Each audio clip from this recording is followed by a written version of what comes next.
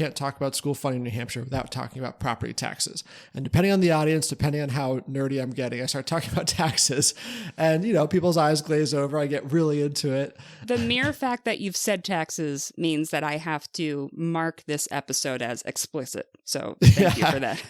For New Hampshire. New Hampshire explicit.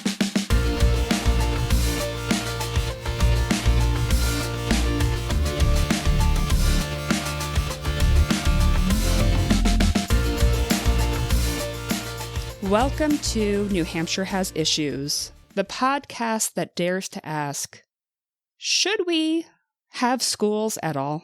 How about that, Zach? What do you think? What would yours be? What would be my tagline? From our perspective, like the podcast that dares to ask, shouldn't we have figured this out by now? Oh, that's a good one. Shouldn't we have already figured this out? All right. Well, I am your host, Liz Canada, and I'm joined today with Zack Sheehan, the executive director of the New Hampshire School Funding Fairness Project. Welcome, Zach. Thank you for being here. Yeah, thanks so much for having me on. Excited to be here. I'm so glad that you're here to talk about this. I'm a little bit out of touch with what is going on in terms of school funding and education in New Hampshire, except that we have the boys who are in middle school. So I am very aware of the middle school boy chaos. Zach, do you have any familiarity with middle school boy chaos?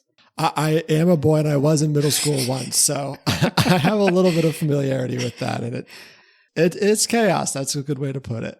Firsthand experience. Okay, what advice would you give to me, the parent of middle school boys? What's your biggest piece of advice from your firsthand lived experience having been in middle school? Wow, no one has ever asked me that before. Yeah, I mean, for me personally, it was a helpful thing to just be doing stuff all the time. I was very active, and so just a lot of tactile, moving around, trying things out, not taking too many things too seriously, but just kind of seeing what works, seeing what fit, and everything's awkward. Everything is so awkward. That is so true. They have, all of their macho, cool guy, I'm super strong and super tall vibes. Yeah. And then sometimes they're like, can you make me my breakfast by pouring in the cereal in the bowl and the milk? And I'm like, what? I thought you were strong guy, big guy. But yeah.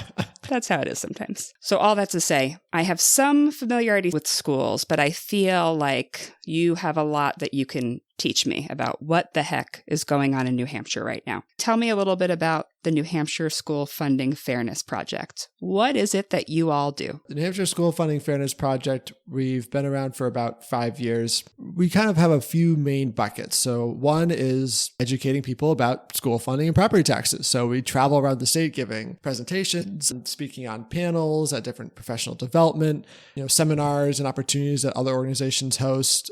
We have developed a school funding simulation exercise that we bring into classrooms, actually, like civics classes, economics classes, and play it with students to kind of give them hands-on experience on how do you write a school budget? Why does it feel unfair? Why do some people have different amounts of money? So kind of like a whole bunch of educational opportunities and programs we run to help people learn the basics of this, but then kind of like dig into what does that mean? How do I feel about that? And then the kind of other side of that is, a lot of what we do is the advocacy piece of it. So if I do my job well, right, someone is like, okay, I don't like that. I'd like the system to change. How do I do that? And so part of that is giving people a bunch of opportunities to connect with their legislators, to connect with local elected officials, to connect with each other, whether that's, writing an email, attending a hearing to testify, writing a letter to the editor, so it's kind of how to engage with folks in positions of power. And we kind of help support people doing that. So let's start with a really simple question. Is school funding fair in New Hampshire? Yeah, I mean, it should be a simple question, right?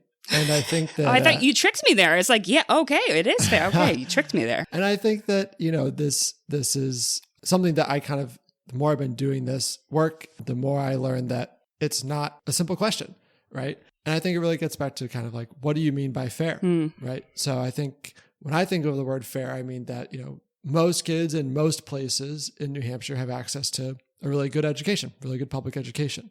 In New Hampshire, that's not really true, right? We have some of the best schools in the country, some of the best public schools in the country. On average, we have really good public schools. We fund them really well. But the kind of The but there to that around the fairness is that some kids really don't have access to good schools. It's referred to as the zip code lottery, depending on where you're born, which you can't really choose where you're born. You can have access to pretty different school systems. And sometimes, 5 miles away, there's a much better school, largely based just on geography. So the short answer is, in my opinion, no, it's not fair in New Hampshire. And it really doesn't take into account kind of the differences we have in our state, which town to town, pretty big differences across the state, even though we're a small state. If you're 5 miles away from another school that is radically different, why are they so radically different between one another? Yeah, the main reason is that we rely really heavily on local property taxes in New Hampshire. And so, the School Funding Fairness Project, like the reason that we exist and the reason that we kind of harp on these issues is because you can't talk about school funding in New Hampshire without talking about property taxes. And depending on the audience, depending on how nerdy I'm getting, I start talking about taxes and, people's eyes glaze over. I get really into it. It's going to get really scary for anyone involved in politics. When you rely on one funding source too much, right? It's really volatile. So in New Hampshire, 70% of all of our school funding for our public schools comes from local property taxes. For reference, that is way more than any other state in the country in terms of how heavily we rely on that one funding stream. 70%. So 70% of our school's funding comes from local property taxes. Right. Boy, oh boy. Yep. Okay. Right. And, if you rent, you pay property taxes. Oh my God, Zach, I'm so glad you are saying this. Just to be clear, right? Because the landlord is not out of the kindness of their heart picking up the property tax bill. They are passing that along to you, just like any other expense. That's not a knock on landlords, right? They're running a business, but just property taxes 100% impact rent. Everyone pays them if you live in New Hampshire, if you pay for housing. I can't emphasize enough how glad I am that you are saying these things out loud, because I have heard so many times from folks who say, well, property taxes, like that's a lot of people's problem, but I'm a renter. It doesn't bother me. And I'm like, no, why do you think your rent is going up? So I'm really glad that you're saying this. Yeah, you can track it pretty clearly. So anyone, if you pay for housing in New Hampshire, this impacts you. But the point here is that since you rely so heavily on property taxes, then the relative property wealth of a community has a really big impact on your schools. For example, I have to talk about is like a bank account. So think about, up in the Lakes region, Ossipee and Wolfboro, they're right next to each other. Okay, I'm terrible at geography, but I will follow you as much as I can. All right, so it's like middle of the state. Okay. Lakes region. Got it. Lake Winnipesaukee. Where the lakes are. Yep, got it. Yeah, where the lakes are. Wolfboro is like kind of one of the most iconic lake towns in the Northeast, definitely in New Hampshire. Yep.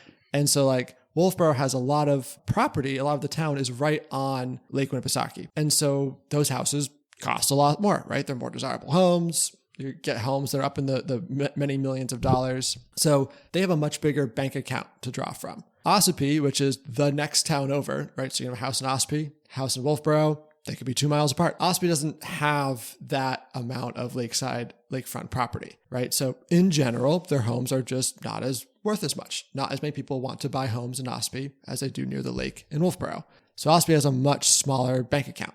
And so since 70% of the funding comes from that same property value, Wolfboro just has a much easier time raising that money. And the impact is pretty significant. I mean, the tax rates in Wolfboro, and now I'm talking tax rates, not property tax bills, but the tax rates generate a lot more money in Wolfboro. And the same tax rate 2 miles away in Ossipee doesn't generate nearly as much.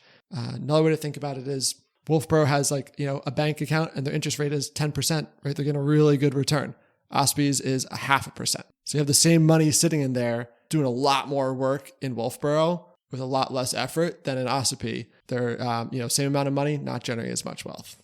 New Hampshire relies so heavily on property taxes for funding schools. Other states don't rely so heavily. Why do we? Why is that the mechanism that we rely so heavily on to fund our public schools? There's a number of answers to that. Kind of the largest elephant in the room, if you will, is because we don't have a broad-based income or sales tax in New Hampshire. And since we don't have a broad-based sales or income tax in New Hampshire, which a lot of other states rely on as kind of a large revenue source, the property taxes, property values are the next largest source of revenue we can rely on. The other side of that answer is that, so we've talked about kind of how much funding comes from local property taxes. The state of New Hampshire, relative to state supporting our public schools, only kicks in about 20% of all of the revenue for our schools, which is the smallest share by a long shot in the entire country. The next state is well over 30% at the bottom of the list. So we rely the most heavily on property taxes compared to every other state. Yep. And our state at large contributes the least amount comparatively to other states. Yep. All right, that's a whole lot of yikes right there. Two big yikes right there. Yep. And too big, like, the highest on one end and the lowest on the other that you don't really want to be. Yeah, not a great combination with those two things. No. And so by having so little support from the state, local communities oftentimes are left up. The property tax is the only revenue source they have. They need to, and they want to. I want to make that distinction. Local communities need to fund their schools. They also repeatedly choose to invest in their schools. Another way to think about this is the state's giving so little support, and across the state, in many communities over the decades, people are showing up and saying, I will raise my own taxes in order to support my public schools, even if I don't have kids in the schools, because I think it's really important, despite the lack of funding from the state. And so the lack of a broad-based sales or income tax definitely exacerbates that. And in this state, we have a history, especially in the past 10 years or so, of frankly cutting taxes pretty willy-nilly for some of the folks who have the largest accumulation of wealth, some of the largest companies in this state, your Walmarts, Amazons, these large international corporations have been getting a lot of tax breaks. So we're losing revenue that then kind of drives up the reliance on local property taxes. So let's add to the yikes. You've got highest reliance on property taxes compared to all states. You have the lowest contribution from the state to the local communities for their schools. Yep. And over the last few years, our state has cut the taxes for the large corporations, businesses that are the wealthiest in the state, which cuts off revenue for our state as well. Right. Yep. Triple yikes, Zach. You're bringing me all terrible news. This is all very, very bad. But I guess that's the whole point. Well, the name of the podcast is, we have issues. So I'm just outlining. You just gave me three. I thought we were only covering one, but here we are. We've got three major yikes issues right there. Okay. Some folks would push back and say, well, why should community members who do not have children in the public schools or contribute towards public schools? It's something we hear a lot, despite the fact that, we're an aging state, we're getting a lot older. We have fewer and fewer students in the state. That means fewer and fewer taxpayers that have kids actively in schools. There's still huge support for our public schools. So while this is a sentiment that comes across, it oftentimes is in the context of like, I want to support our schools, but I'm struggling with my property taxes. I need relief. I'm caught in this kind of impossible situation. Why should folks who don't have kids actively in public schools pay for them? Public schools are the great equalizer, right? We had access to that, right? And our parents were paying for our schools while we were in schools, but the parents before them were paying, people were paying to make sure that there was a school to go to, that there were teachers who had been there for a long time, who had built up a good curriculum, who had built up a good culture in the school. It's just like other governmental structures and systems that are supported by taxes, right? There's a lot of positive ripple effects of having strong public schools. It's critical that kids have access to really good education in the schools, but extend well beyond the walls. Think of the community events that are sponsored in schools, the sporting events that bring the community together. People often vote there. There's tons of services provided at the schools, not just for the students. So it's kind of a community well-being element of a school too. Also, from a kind of pocketbook perspective, I haven't used the word pocketbook in a while, but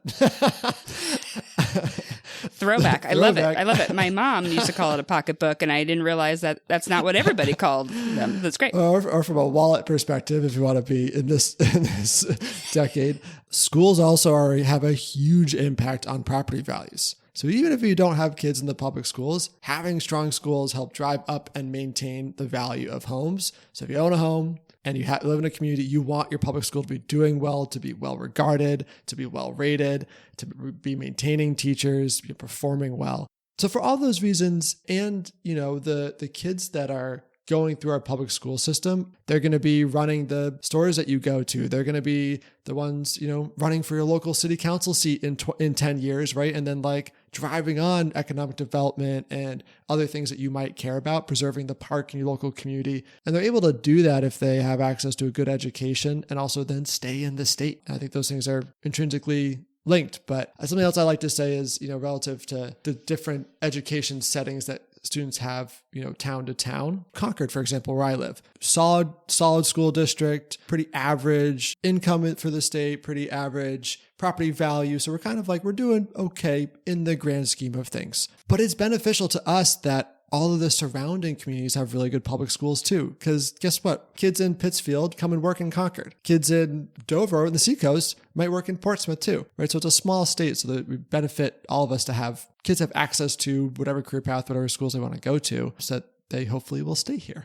It seems like such a simple goal of like wanting to have great public schools so that students learn the things they need to learn, build strong relationships and friendships, and get to try out for teams that maybe they haven't been able to do because, maybe the community doesn't offer it for like a rec league, but the school will have it. I want students, even before I had kids or, when the boys are graduates and so forth, I want the students who graduate from our schools to be the best they could possibly be and want to feel great about the town they grew up in and want to hang out around here or move back. I want them all to feel that way. Exactly. And that's different for different kids, right? That's why it's so important to have a ton of options, right? For one student, that might mean access to 10 AP classes. For another student, that might be access to good sports teams, right? Or arts programs, theater programs, or a career and technical center where they can, do metalworking and go into the auto shop. I went to a school that had this, they have a farm on the campus of public school. Wow. Right. And so they have a veterinarian program. Oh my God, that's so cool. And so having access to all these different paths, because kids have a million different interests and strengths and things that keep them passionate. That's great. We want more communities to have more options like that. And that takes the investment and that takes some work. Right. It is an aging state. We should want to keep young people here so that they have their families here so that we can have more people. Why doesn't the state of New Hampshire contribute more towards the public schools in various communities? That's a deep sigh you just gave me, Zach. That's a big sigh. You're going to get a lot of different answers depending on different people that you ask. One is kind of, in general, a smaller, more limited government. And despite the fact that we have a huge literal government in 400 House reps. So many of them.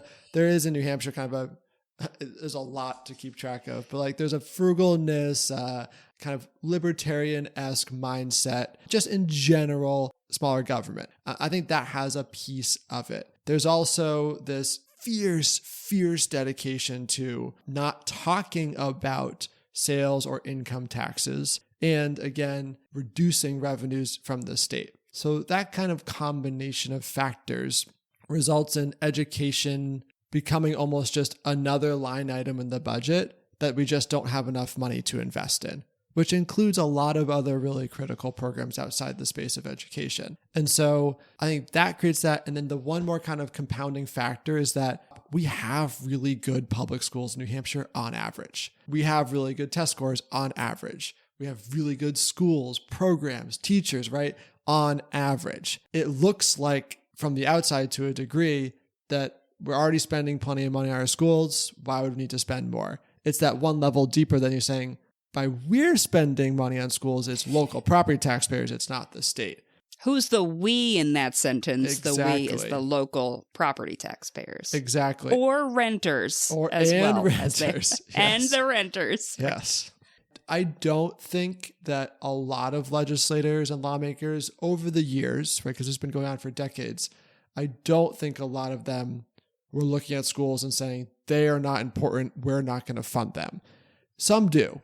And that's definitely picked up in recent years. Mm-hmm. But I think larger, it's that kind of swirling context of we don't spend money on programs, we don't like to raise revenue, we don't want to talk about tax reform, and schools on average seem like they're doing okay.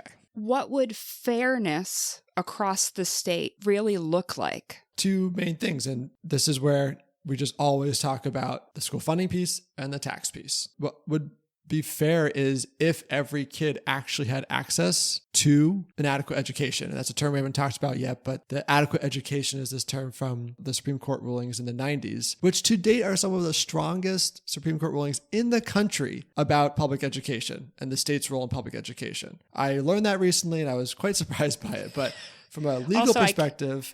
I can't wait to pick apart adequate, which is like my favorite thing to talk about, but we'll get to that in a second. But yes. Okay.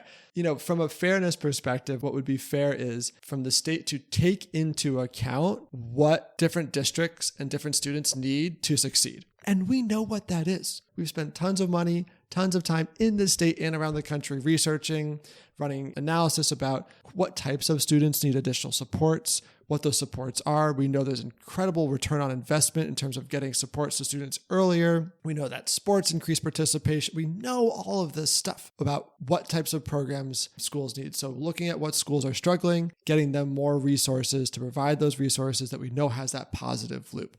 The flip side of that also is from the tax perspective, from a fairness piece, is making sure who is paying for that are people that can afford to pay that. And you can do that in a whole host of ways. You could do, tax exemptions across the state. For example, if your house is valued under $500,000, then you get a pretty big tax break on your property tax bill. If your house is over $500,000, you don't get that tax break. You pick up a little more of the share. You can have income play a role in that. If you make under X amount, you get a tax break. It's both and. It's making sure resources are taking into account what students in schools need to succeed.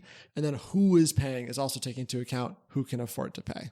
Can we dig into the word adequate for a moment? Yeah. What does adequate education mean? Like, adequate feels like such a low bar. Well, you just have to do these basic things. What does that mean in the school funding of New Hampshire universe? So the word adequate comes from a New Hampshire Supreme Court ruling from the 90s. So there are these two rulings in the 90s called the Claremont lawsuits.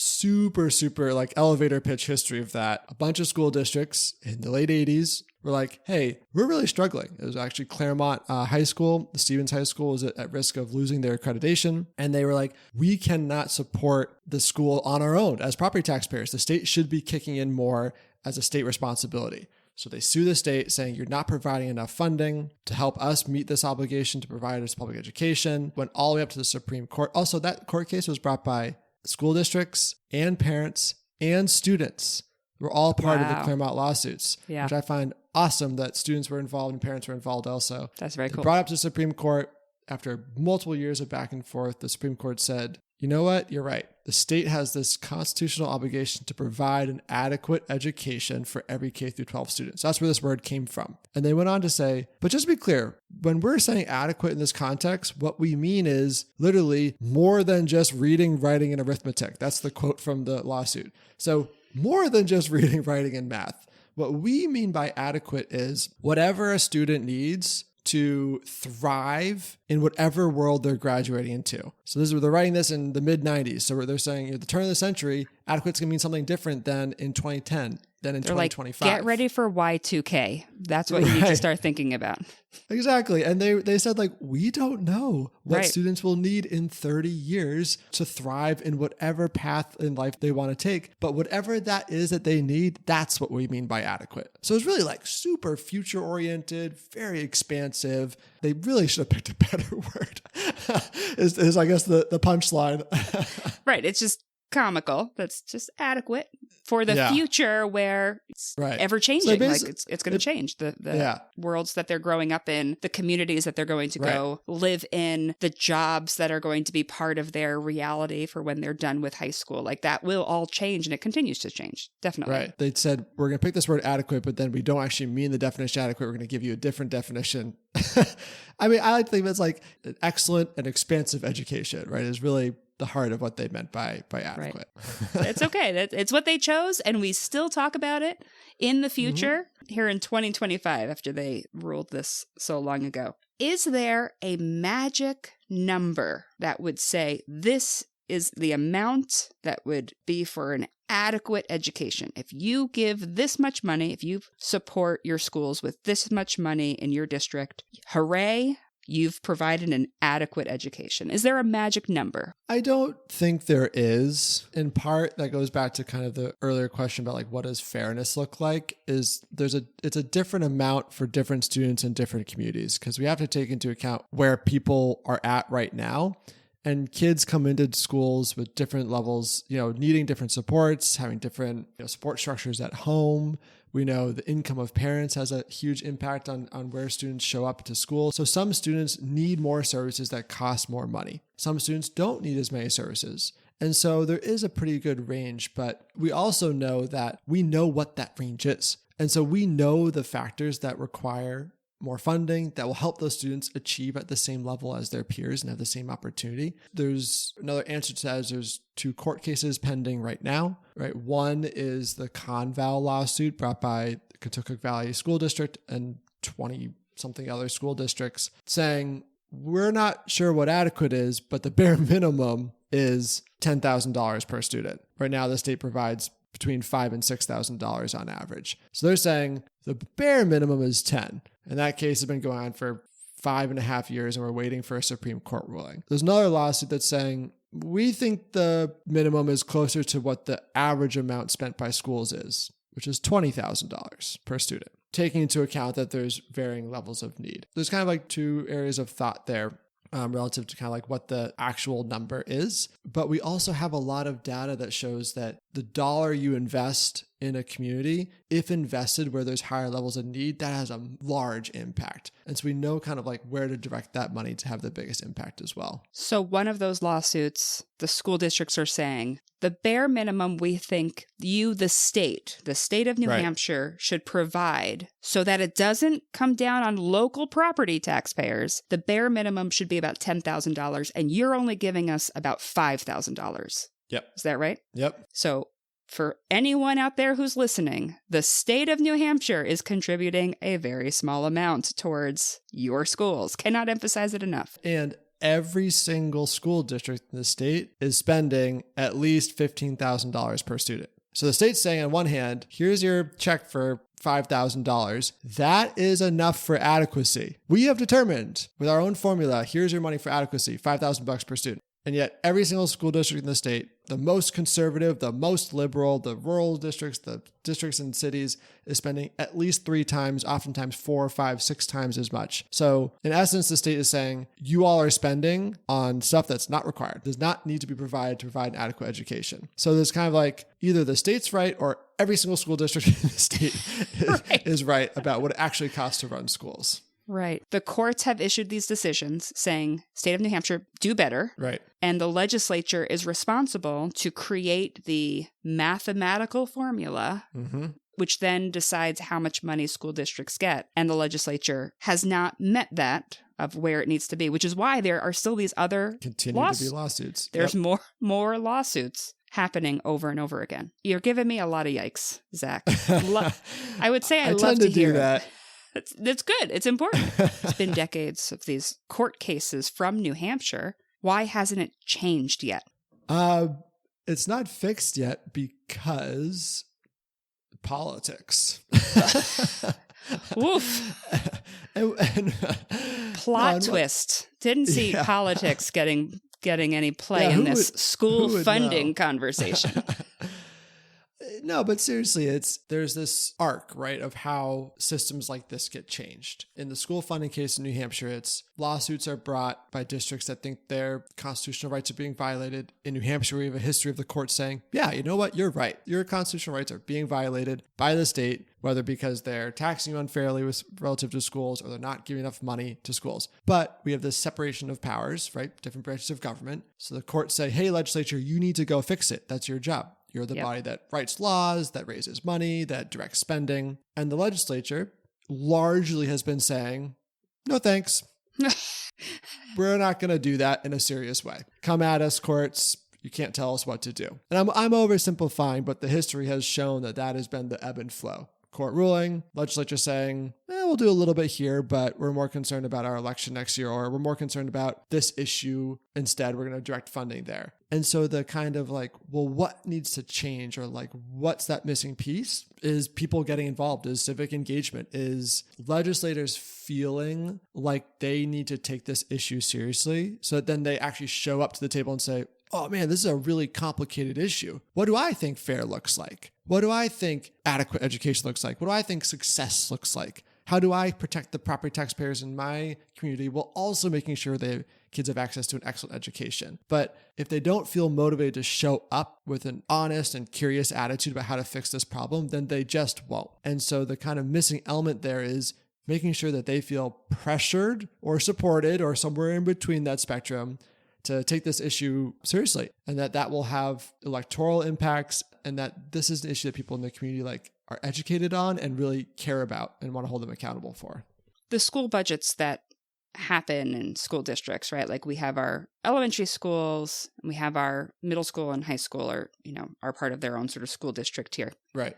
We hear talk about like, we're going to vote on the school budget, and the budget is going to be this amount of money, and we have to vote and approve the budget. I think a lot of people might wonder, what the heck is in a school budget? Like, is it just teacher salaries? Like, is that what we are paying for? What is actually in a school budget? That's a good question. In short, everything you need to run the school. Teacher salaries make up a good portion of that. Most places, salaries are a large portion of your budget, but you're also looking at bond payments if you've built a new school in the past 20, 30 years, right? Or like if you're going to build a new school, health insurance, transportation, contracting out services that you might not have the staff for. Sometimes that can be special education services or health related services, maintaining your sports fields, paying, other coaches and kind of outside staff relative to the other infrastructure around schools. So kind of like everything and anything, your utility bills, right? Your heat, your electricity, make sure your HVAC's all up to speed. Textbooks, Chromebooks, all of the things you need to run the school isn't captured in that school budget. You mentioned the Chromebooks, and I think about the boys have their individual Chromebooks for school. Yeah. And I watch how one of them grabs it, puts it down on the table, and I was like, hey, you got to be careful with that Chromebook. So I imagine like that line item probably also has to be not adjusted, but like you think about not just buying all the Chromebooks, but also repairs of things, right? Needing new materials, textbooks become outdated.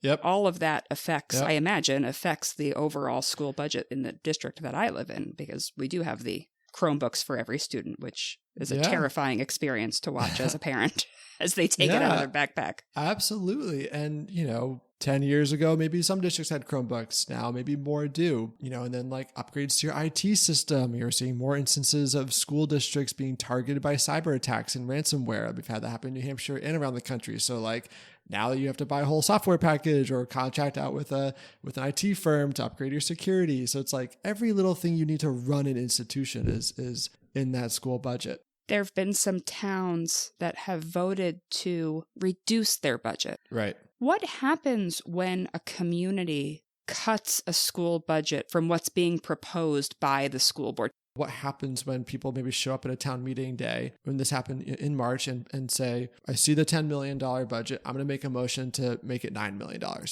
What we see with that happen a lot is that oftentimes it's coming from a place of frustration relative to people feeling like they can't afford their taxes, right? Right. But we've also seen more in the past few years is that state level lawmakers are telling people explicitly that their school districts are just wasting a lot of money, that there's plenty of room to cut. They're kind of coming up with these intentionally bloated budgets. And so therefore you need to go to your town meeting and cut them, and then they'll just cut this fluff that they have in there. I'm oversimplifying, but no, I'm pretty sure they've said those exact words. I'm pretty sure we can run the tape and see them say those things. Yeah. Yeah. There's repeatedly said, if you're upset about your school, about your property taxes, we can't do anything at the state level. That's a local decision. You need to go cut your local school budget. So we've seen kind of more folks being told this. And so people at the local level say, hey, I'm hearing all this stuff, like my school board's wasting money. So I'm going to go organize some people, show up to town meeting day and cut our budget. We saw this happen in Merrimack Valley, right near where I live in Concord. They were successful in cutting their budget. So now the school board and the administration need to go back and rewrite their budget with this cut amount. They're the ones who have to figure out where are we going to find that money. And what we've also seen is that the people pushing these cuts have no idea the impact that will have. Literally, they're quoted saying, yeah, they just need to cut all the administrative stuff we don't need. They don't have any specifics. They don't understand what it is. They're not saying cut this program. And so in Merrimack Valley, in the Jaffrey Ringe School District, and a few others, Manchester's been exploring this. The things we start seeing that are looked at that need to be cut are the things that people don't want. It's sports. Oh my God. Right? It's charging parents for their kids to participate in sports. All three of those districts I just mentioned are considering that. They might not all move forward with it, but they're saying that's a line item that is not legally required. It's not required by state minimum standards or laws. Obviously, most people like their sports teams, but we're going to have to cut there. It's looking at cutting teachers, right? A lot of times you eliminate teaching positions. You eliminate critical staff. It's cutting funding for after school programs. It's cutting your arts, your theater, your music, right? Not all of those in all the categories are required areas. It's cutting AP classes. If you have a teacher that's teaching just AP classes, that's not required by state law.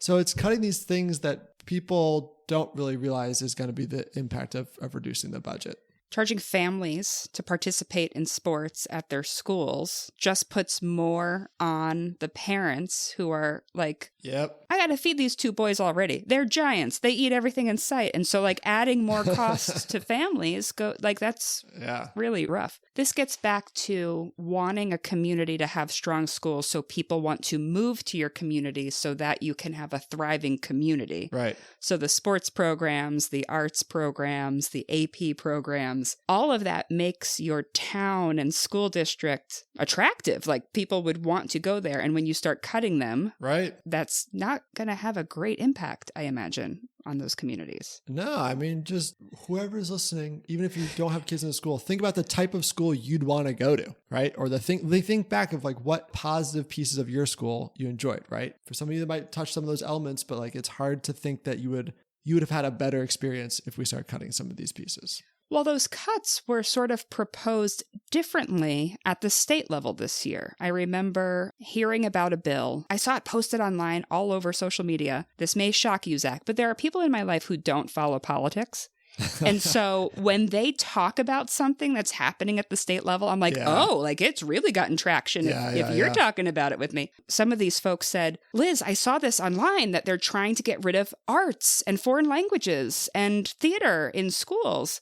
And there was a huge public outcry to that. That was a specific bill, House Bill 283, that was proposed this year. And the rationale for proposing this bill was in law in New Hampshire has to pay for an adequate education, which in the law means an opportunity to learn this list of stuff, right? And then they list out a whole bunch of things in the law. And it's English, math, science, but that's also social studies. And there's more nuance in there, civics, Holocaust and genocide studies. It's theater, art, physical education, technology. There's a list of 15 areas. It doesn't say how much those cost, by the way, but it says students need to have access to this pretty robust list of courses and curriculum in subject areas. And so this legislator said, well, I don't think our schools are doing a very good job in reading, writing, and math. Therefore, we must be spending too much time on this other stuff. I think reading, writing, and math are more important than foreign languages, for example. He literally said this. So we should just cut all those other things so schools stop messing around with these peripheral subjects and just focus on reading, writing, and math. Well, as a former English teacher and as a parent of two middle schoolers, I can tell you that kids love only reading, writing, and math. They don't want to do anything else when they're at school. They're like, give me more math and reading. And yes, I'm sure that is exactly. Oh, I hear that all the time too. That's what the youths want. More reading, writing. There was a viral amount of engagement with that particular bill. I mean, off the charts by any measure. And I think what it was is that it was such a simple bill that just said, we're just going to cut all this stuff. And people were like, wait, hold on. I like that stuff. And it was very clean. People are busy. Not everyone's involved in politics. No one has time to keep up with this. Yep. But you start to just lay out the simple pieces of, I'm just going to cut all this stuff. And people are like, wait. But that's what makes an education worth having. That's the pieces that get a kid to come to school, to go to their art class, and then hopefully they can If they're struggling, then they're also going to attend the class where they're going to get better at reading or math or writing, right? But they're there for the art. They're there for the sports. And I think that just is such an obvious thing that when it was said out loud in a clean, clear way, this stuff doesn't matter. People reacted very viscerally to that. And we've seen that all over the state also when other cuts have been proposed that would have been devastating to a degree. It breaks through the noise. It breaks through the daily routine of folks' lives. And they're like, hold up. Sports are important. Language is important. Art and music are important. And so many of them didn't have kids, I'm sure. I'm sure there were a lot of people who were signing in to say, and I say this because some of the folks who were not really into politics who talked to me said, no, I don't have kids, but I remember how much I love those things. Of course, I think kids should have that. Right. And also something else I found really encouraging about that was it was both kind of like the frustration or the anger, but also so many people spoke just about the positive impact of public schools and how this diverse range of offerings was critical to providing good public schools. So it was a very like in defense of the good schools we have in New Hampshire sentiment also, or the schools that are struggling but have these elements and these are really critical pieces to have in their schools. And so I found that very kind of heartwarming too, just hearing a bunch of different people's perspective, running the gambit of people of directly in schools, also parents of kids in schools, also people who were teachers 30 years ago. And we're like, here's the impact that these classes had on my students. Is there an easy fix to any of this? In any part of this issue of school funding, fairness, funding in general, budgets, like, is there an easy fix? No, there's not an easy fix from like a policy perspective. Well, I have two answers. It's not easy from a policy perspective. Like, it's incredibly complicated. There are states that have tried really good things on paper that haven't worked out as well. There are plenty of states that have really good models to follow. There's plenty of evidence out there of ways we could go about improving how we fund our schools. There's no end of answers, but it's complicated. And other states, what they do might not work in New Hampshire one-to-one, right? So it's complicated from a policy perspective. The easy fix part is if legislators felt like this was a top priority issue, they would show up to that table and actually figure out how to do it in New Hampshire, which will be complicated, right? The New Hampshire way. We love to talk about how things are done the New Hampshire way. But they're only going to do that if they feel pressure and they feel like their constituents care about this and want them to take this as a top issue. And so the easy fix in that perspective is ask your legislator what they're doing about school funding and property taxes. And you can disagree with things I've been saying. Like, it does not have to be only ask them if you agree with everything the School Funding Fairness Project stands for, right? And it's, are you showing up to town meeting because you're drowning in your property taxes and you've been in the same house for 40 years and your property value just went up 100% in the past 5 years? Bring that perspective and say, I'm drowning, but I don't want my schools to suffer. What are you doing, my legislator, to address this? That's the easy fix, is just let them know that this is an issue that you care about and you expect them to take seriously and figure out a not easy answer to. That was a great way to put it, though, of like, I'm drowning in property taxes, but I don't want my schools to suffer. Which is most people. Yeah. What are you going to do about it to your state lawmakers? It's a good way to pose it. And you don't have to have the answers. If you have some ideas, great. Share it with them. And call Zack Sheehan as well. You can call him Zack. And call me. I'm happy to talk and always happy to take more, ideas. But like, just expressing that you expect them to take this seriously, that does make a difference. It does have an impact. It builds a different environment for people to show up actually ready to talk through some of the potential solutions. Lawmakers need to know that this is an issue that folks care about and that they support their public schools. I think you've been making that point throughout this. It's not property taxes versus schools. I love my house. Mm-hmm. I love my family. I love my neighborhood. And I love my schools. I want all of these things to thrive. It doesn't have to be one thrives and so another suffers. They can all work together.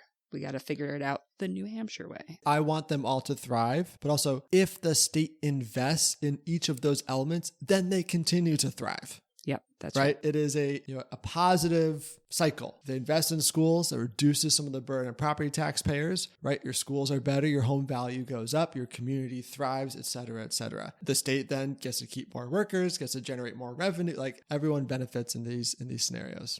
What has been sort of the biggest surprises for you as you've gone out and talked to people? What are the big takeaways people have? One of the big takeaways is pretty much at every presentation we do, we'll have someone ask, okay, well, if the state gives more money, we're going to lose local control because more money always comes with strings attached. Okay. Every single presentation event we do, we get that. And it's presented as a challenge almost, right? Well, you're saying the state should give more money, and then therefore we're going to lose our ability to debate this stuff locally, go through our own budgeting process. And the thing I find so interesting about that, and the answer I generally give is, well, just to be clear, right now, the state passes laws every year that mandate that you do things at the local level that cost money, and they don't pay for it. They're already saying, you got to do this, you got to do this, you got to do this. We're not going to provide any more funding. So that's one piece. Also, going back to our Wolfboro and Ospey example, if Wolfboro and Ospey both want to increase their teachers' salaries to retain their teachers, right? And the communities both are on board with that. It's something they both prioritize.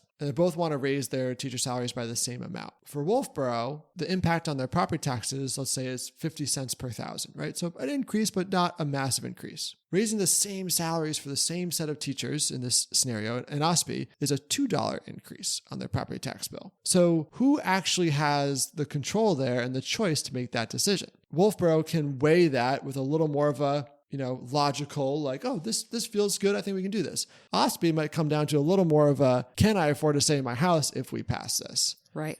And so right now, going back to who pays, some people have control. Some communities have more control to have these debates and these discussions than others. So I always find that to be a really interesting question. People think it's more funding equals less control. I would argue more state funding actually increases control because now you can maybe have a little more breathing room in your property taxes to then think through, how do we want to invest in our schools? Do we want to offset property taxes? Where's the happy medium?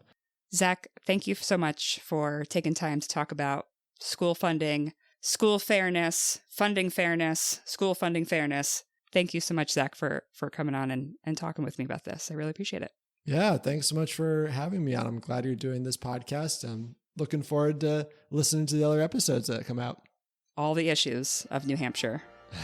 I've heard there's one a few. One at a time. Just a few. Thank you for listening to New Hampshire Has Issues. If you're wondering, why didn't you talk about education freedom accounts and school vouchers? Don't worry. In a few weeks, there is going to be an episode just on that topic. In the meantime, if you would like to support the show, thank you. And you can do that by clicking the link in the show notes. Otherwise, thanks for listening, and I'll see you next week.